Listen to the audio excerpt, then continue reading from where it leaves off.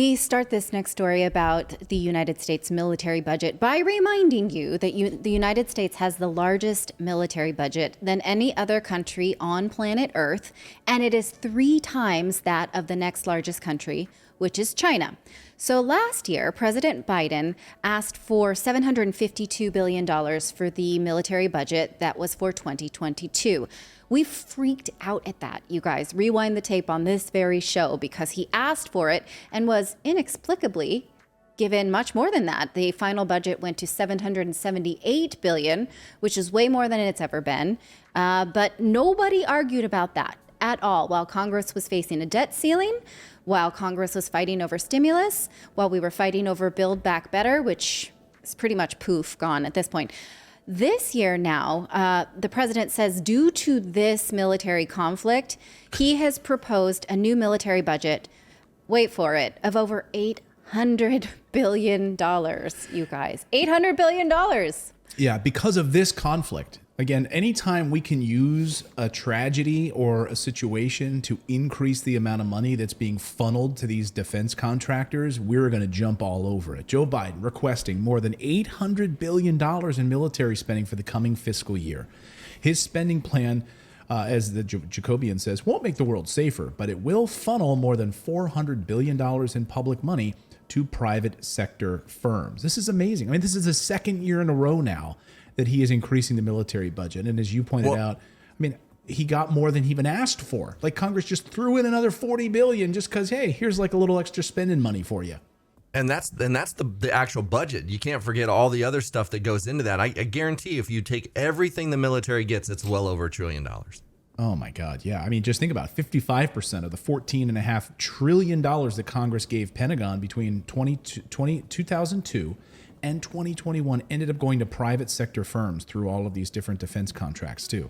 So I mean, this is just total pay for play, guys. I mean, make no mistake about it, right? I'm Lindsey Graham. I'm any of these members of Congress, and I get money from Boeing, Northrop Grumman, Raytheon. Heck, how many Javelin missiles have we now sent from, who makes the Javelin missiles? Does anyone off the top of their head? Is it Raytheon? I think it might be Raytheon. Probably. I don't know. You know, we've funneled so many of those Javelin missiles right to Ukraine. We're buying them from Raytheon, send them right to Ukraine. And all of these members of Congress, they get money from these big companies. They get reelected, and they funnel billions of dollars right back to these private contractors. I mean, is it anything more corrupt than that? The Javelin missile is a joint venture between Raytheon and Lockheed. Oh, okay. Oh, I forgot Lockheed. Yeah. How dare I forget Lockheed in this? Yeah. Northrop Grumman, Lockheed, Raytheon. I mean, the list is endless. Honeywell, by the way. Honeywell doesn't just make thermostats, by the way. Dive into like what Honeywell makes and the amount of defense spending that Honeywell has pouring into them on making all sorts of different chips and things that they make for the military.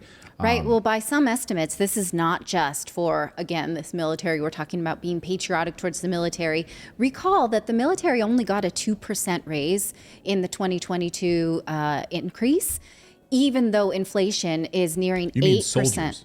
You mean the soldiers? That military members right. only received, I think it was 2.9, if memory serves. It was less than 3%, right? So inflation is nearing 8%. People on Social Security only got 5.9. Is that the number? It was something like that, right? So already people who are on fixed government income are losing, right? So even though we are asking for more money, this is not for soldiers. This is for weapons. In fact, over half of it has been earmarked, of this $800 billion is earmarked for private companies. So you can say, well, I support the military, I want more money for them. But this is not for anybody living a military life. So don't make that mistake by thinking that you need to pour more money into your values. That's not what this is. I mean, it's amazing, this idea of spending this amount of money. I mean, just wrap your heads around. I mean, how many of you are sitting there right now dealing with gas prices? I read an interesting tweet yesterday by someone said, I just don't go on the road as much. I don't run as many errands as much because the gas prices are just so much. I can't afford it. And that's an anecdote. But of course, that anecdote you could just multiply that times 1,000. But isn't that a good thing though for fossil fuels, like emissions, and like that we all just sort of conserve our errands a little bit better?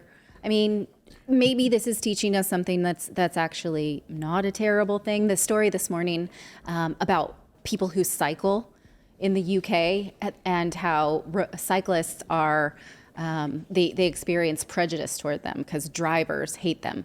I get it, right? It's very stressful to drive around bicycles if you're driving a vehicle. But isn't there a lesson in here for all of us that being dependent on things on resources the government controls makes you a slave?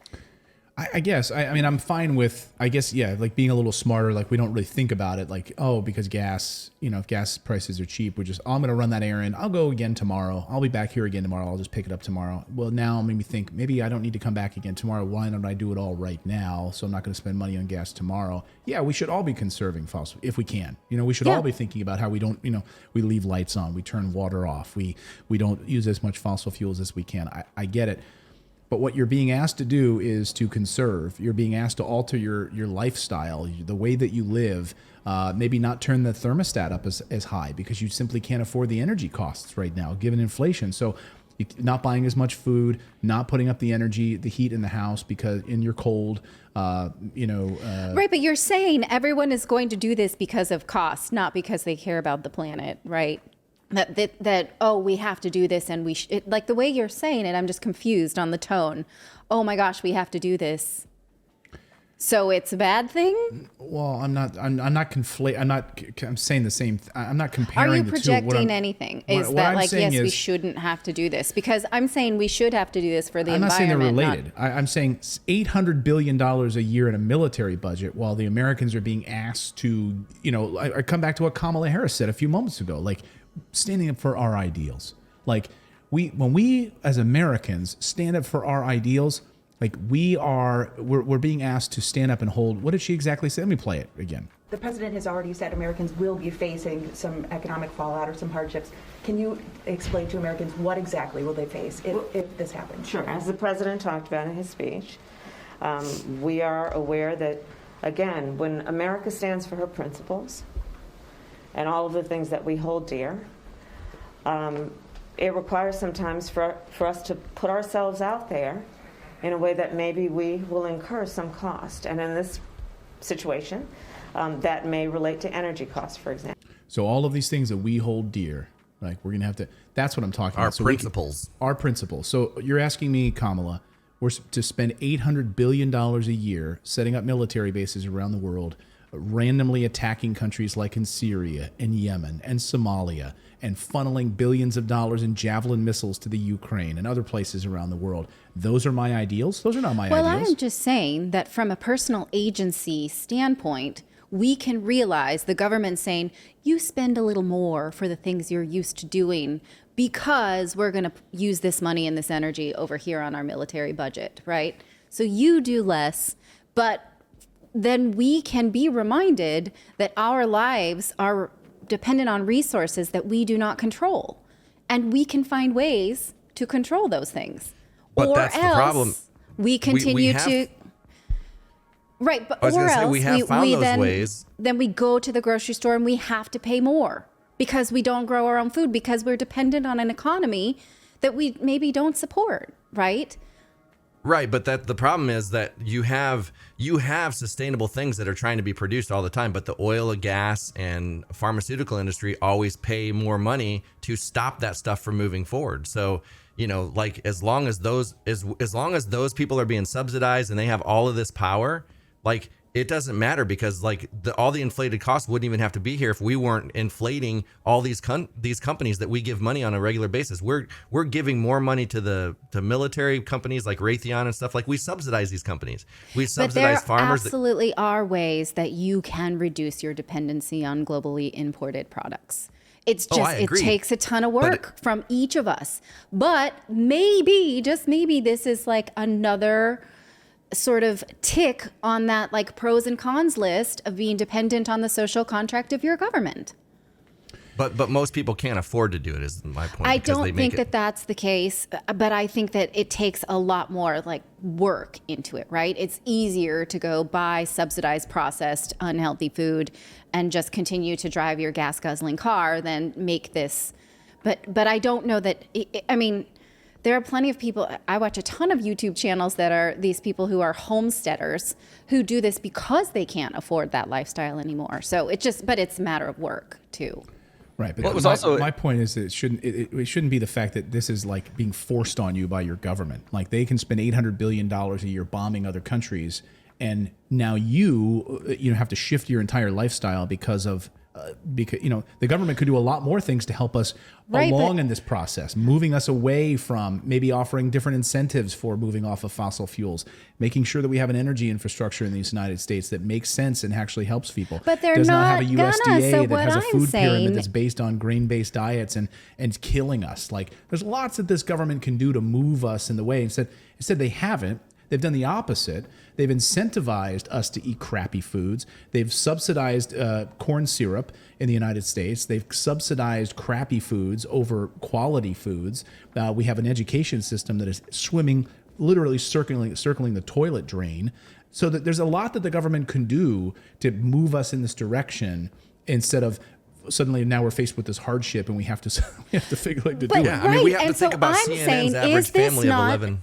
something for us to say, this is going to continue. This is a data point for me. Either I make changes in my life to move myself away from being dependent on imported products and gasoline and fossil fuels, or I don't, right? So yes, we can complain that it's asking us for sacrifices, or we can take this as our pivotal point to launch us on our own hero's journey to say, I don't want to live dependent on those things. People can, Right, people but you do, have to- not just Henry David Thoreau.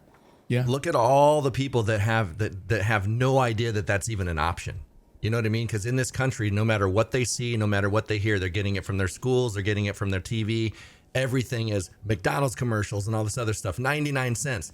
You have the average CNN family has 11 kids in it. So, like Yes. they're buying 20 gallons of milk a week. So Yeah. it's a process of education, because if people don't even know that that's an option, and to be able to afford to move off of that option in even over 5 years, people, that would be a very hard thing for people to do. So Yeah, I think it can come across as very elitist to say that. And I'm not saying I do not think the Homesteader YouTube channels are elitist. I'm not saying that they are. I'm just saying when we're comparing this, when we're saying the government is spending $800 billion a year, and it's okay for them to say that these are our ideals, and you at home now have to suffer because we piss poor planned this whole thing. We were piss poor planners. We are your elected officials, and we are a total crap show. And now it's up to you guys to make sacrifices at home. These truck drivers that literally make no money and now are being forced to pay higher gas, and they're delivering all of these goods and services across the country. It's just really infuriating and condescending for these members of the government to stand there and tell us that these are our ideals. You need to hold these same things true, and you need to make sacrifices at home. I understand that, but I'm asking a viewer or a listener of this to say, I reject your system where your politics affects the price of things that I need. And I am going to make changes in my life to not live based on your policy. So even someone in the chat, is it Edward, who just said, I don't want to grow my own food. Fine. Can you buy local?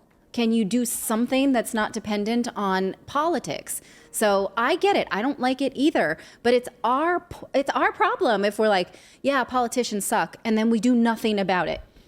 Well, they orchestrated this so if you look at the environmental movement starting in the 90s, as you kind of get into when the Gen X started the kind of environmentalism, and you look at how the narrative, the message went from, turn off your tap when you brush your teeth, all these little things you can do to save resources, when Nestle is going unchecked, when ExxonMobil, the amount of damage done by these corporations so far exceeds what the individuals, even the individuals all doing the right thing. It's still having people do what's right. We also need to rein in some of this just absolute crazy environmental corporatism. Yeah, exactly. Because when you have the government that funnels billions of dollars in private money, $400 billion now as part of this, into Raytheon and all of these private companies, it just continues the bad behavior. And so where is the investment in locally sourced food? Where is the local farm initiative? Where is none of that exists because there's no money in it, right? There's no money in it for these politicians and these big businesses. these big businesses don't have local farms. I mean, why is Bill Gates buying up all this farmland, for crying out loud, Yeah. right? So you have to think about all those things. And I think you're right. I think you're right. You're right. You're right. Everyone's right. But the bottom line is we're spending $800 billion a year for a military budget when we can't even fix our roads and bridges and our healthcare system and our food supply in the United States. These are the things where these politicians should be thrown out of office, and we should Right. demand a change. And I'm not So we can saying, get hey, bomb back everybody, better, but you not have build an back. acre, go, just start growing your own stuff. Of course, that's not realistic. But now, all of this geopolitics and how it affects your life, now is the time for you to think about, like we teach in the Financial Freedom Academy, what is one thing you can do, one thing at a time, to reduce your dependence on geopolitics? What is one thing? Can you get a different passport? Can you diversify your income? Can you get an electric car? Can you, there are a million things. Everybody can do one thing. I'm not saying everybody should start canning, right? So I Well, just, it's amazing how, bomb back better passes with no question, but build Yeah. back better, we can't do. yeah. If you like this content, be sure to subscribe to the channel. Also, we have a membership program. For the price of a cup of coffee once a month, you can support independent journalism just by going to morninginvest.com/join. You get access to exclusive videos, plus the ability to join and chat with us live. We really appreciate your subscription, and you are supporting independent journalism.